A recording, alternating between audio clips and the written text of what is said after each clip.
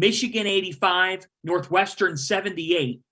It would appear that Michigan has been able to find some footing here. I mean, today, Kobe Buffkin goes for 20 points. Jed Howard goes for 16 points. Megan, is Michigan a team that maybe you're being more convinced by as each week passes that they're figuring some things out? I've never been down on Michigan. They had some ups and downs. I know they got blown out by Arizona State, and that was not good. And then they lose to who they lose to? One of the directional Michigan schools. Yeah, Western Michigan. Western, regardless. Central. Thanks, Central. Trevor. There we go. Central's a directional. That's why Trevor's the best. But that being said, this is still, they still got Hunter Dickinson on their team. Jed Howard is potentially a lottery pick. You got so many different pieces here. Kobe Buffkins, he's a great player. You have all these different pieces here. So I've never really been too down on them. But also, I was really impressed with Doug McDaniel today and just how he kind of came on. He finished with 17 points, and I thought he really commanded the offense well, and I thought he was poised, cool, calm, and collected for a lot of the time. But I got to say one thing, that was the ugliest first 10 minutes of basketball I've seen in a long time opening this game. At one point, nobody wanted the ball. It was like a cartoon where people were running into each other and missing, and there was some ugly basketball, but I've been impressed with Michigan. Just look, it's so easy to throw out a hot take after they lose, right, to a team they shouldn't lose to. But it's a long season, and so for them to just kind of continue building and building, you don't want to peak in December. You want to peak in February headed into March. And I think this Michigan team is starting to kind of get on that upward trajectory. Well, they have to, because they gave some away early. And losing Jalen Llewellyn early, we were all wondering what their point guard play was going to be. How was that going to? And let's give little Dougie McDaniel some credit. He had 17 and 5 today. And I said he'd be a blur. He is. He's a small guard. He's a blur. He's not necessarily a shooter.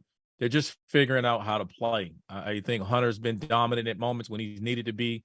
Today, they were more of a balanced team, which you're going to have in conference play. You're going to need that. There's no surprises. Everyone knows how they want to attack those guys. Credit to them for responding. They dug themselves in a hole, and everybody was ready to bury him, and they're climbing their way out of it, and they're ready to play. And let's be honest, they should be 5-1 because they had Iowa beat, and they gave up a 4-point play late. That if they just gave them the 3 and just inbounded the ball to make free throws, they had their chances of winning that game was big. And so that's one of the few mistakes I think Jets made this year, maybe fouling a 3-point shooter and giving up a 4-point play when they were up 4. So when you have a game like that down the stretch at the end of a game, you're expecting to win that game. So that team could very easily be 5-1, and we're having a total different conversation about where they rank in the Big Ten. It's interesting because I with Megan on the fact that I don't think you ever could get too down on them. We all knew that Hunter Dickinson would be back, and so with that in mind, it was just about what's going to happen around him. When Llewellyn goes down, you're sitting there saying, ooh, how do they piece this together? But it almost, is there something to be said about, hey, Doug McDaniel, it's your show. In other words, it's not like we're going to be sitting you. It's not like there's pressure, but now you've got to run with this. And it feels like he has steadily run with it and gotten better and better as the year's gone on. And I'm not saying that an injury is ever a good thing, but you guys know this. When your rotation gets shortened, and you know what you've got to do, you're not looking over your shoulder and you're not spending time doing it.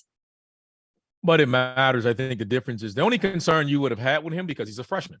That's the only concern you would have had. Whereas that, with Llewellyn, you had a 5th-year guy, you had a grad student. So that level of experience from somebody you was expecting, you lost a great deal of experience, some size, some experience, probably a little better perimeter shooting. But Dougie's a ball. I've been a fan of his since he was in high school. I'm still a fan now. He knows how to play, and a lot of these guys, they're from the same league. They played against each other, like Hunter Dickinson's Demantha, and T. Williams and Dougie. They all played against each other in the same area, AAU together. So there's a familiarity with that roster that's going to help these guys too as they continue to ascend in the Big Ten. And again, for Doug to have the game he did today against like Northwestern's one of the best defensive teams in the Big Ten. And I thought he did a really good job handling the pressure at times. And he's going to continue just to kind of settle into this rhythm as they continue getting through Big Ten play. It's going to be important for Michigan. And I think we all would agree here. I don't know if I even have to ask this question, but I'll ask it anyways. Do you believe Michigan will hear their name called on Selection Sunday?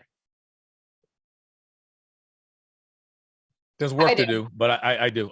There's work to do. But I do think they'll be there. I think they're gonna say Hunter's a great player. I think as long as they play through him, even today, he had a double-double. Wasn't his best offensive game, but he draws a lot. I think he's an excellent passer. I think they'll, as long as they stay where they are right now. They got too many chances in the Big Ten. They just, that's the big thing. They're going to get enough quad one wins because they're a good team. They're going to stay, long as they stay in the upper half, top 5 or so in the conference play. That's all they need. The conference alone will provide all the resume boosting wins that they need. Yeah. They'll be fine. See, this is where, Megan, this is where, go ahead. I was going to say, to that point, Hunter Dickinson and Jet Howard are 2 players that the nation wants to watch. And, that plays a factor when it comes to who you're going to let into the tournament. And this is where, Megan, and I think when we're trying to figure out the forecast of the league, it might be hard to determine who's 4th in this conference and who's 6th in this conference. It changes daily.